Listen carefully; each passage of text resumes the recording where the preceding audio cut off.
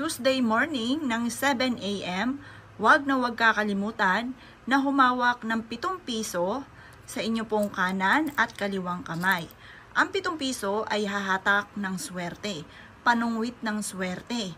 At ang kulay ng silver, yan po ay nagtataboy ng malas at tumahatak ng swerte.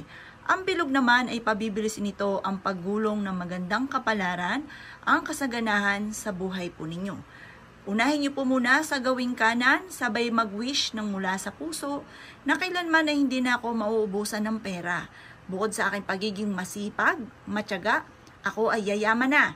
Basta i-wish na lahat ang gusto po ninyo. Or kaya i-wish nyo rin po na magkakaroon na ako ng maraming pera at hindi na ako maubusan ng pera. At pagkatapos yung mag-wish, sa kanan po ninyo, sa kaliwa naman ninyong kamay, hawakan nyo rin po ang 7 barya. At i-wish nyo rin po kung ano man ang nais po ninyo na maganap sa buhay po ninyo. Asahan nyo po ang sunod-sunod na swerte, sunod-sunod na pera na darating po sa inyo. Basta positive ka lamang. Kasi, ang taong positibo sa buhay, yan po mga bossing ko'y walang imposible na nakakamit lahat ang kanilang mga pinapangarap.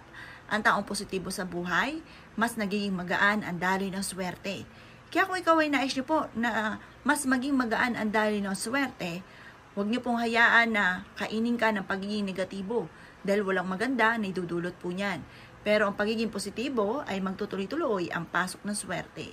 Kaya kung ikay gagawa ng ganitong mga pamamaraan, ay siya mga boss. Good luck po sa inyo po lahat.